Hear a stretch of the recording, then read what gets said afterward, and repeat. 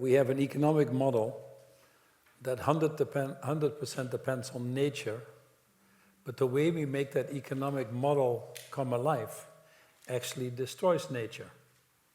So we're undermining our own long-term success, our own viability, with the way we do things. That would have been okay when there were 3 billion people in this world consuming about 1/5 of what we're currently consuming.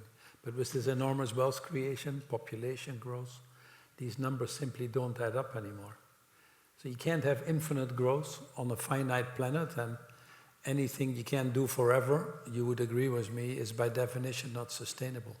So how do we ensure that we have a future for us and for the generations that come after us and enjoy this wonderful planet? People are not anymore climate deniers. There are a few of them, but don't get too excited about that. But broadly, people understand what is happening.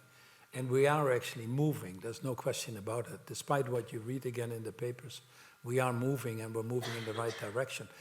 And I can explain that if needed more, but the issue is more that we're not moving fast enough, that we're still creating the problems at a faster pace than we're solving them. I work with 70 fashion companies, about a third of the fashion industry, that I've brought together at CEO level to change what is a very destructive industry in better practices. And they all have in their annual reports how much more sustainable cotton they have. You know, 5 years ago I was using this, now I'm using this. And they show wonderful graphs of how much more they use. So we did some studies at the macro level, and we said, how much do you think the whole industry has changed to sustainable cotton? Well, today it's 1.8%. But 30 years ago, it was actually 2%. So we've come down. Yet all these companies think they're doing more sustainable cotton. I mean, there are many challenges in these big systems transformations that need to happen. But unfortunately, humans have never seen a change of this magnitude. You would have a whole generation, nothing would really change. When I grew up, my first 30 or 40 years, nothing really changed, you know. And now it's what used to take centuries or decades is sometimes days or months. And we are linear thinkers. We are not exponential thinkers.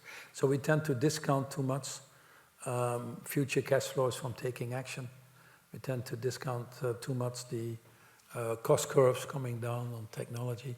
And we tend to equally underestimate the costs that we incur, which are also exponential, of if we don't act. So we're always surprised and we're always behind them as a result of that. So it's not a challenge of technology or of money. I mean, this world has more technology than we know what to do with, and frankly, more money with a few exceptions. It's a question of leadership and willpower.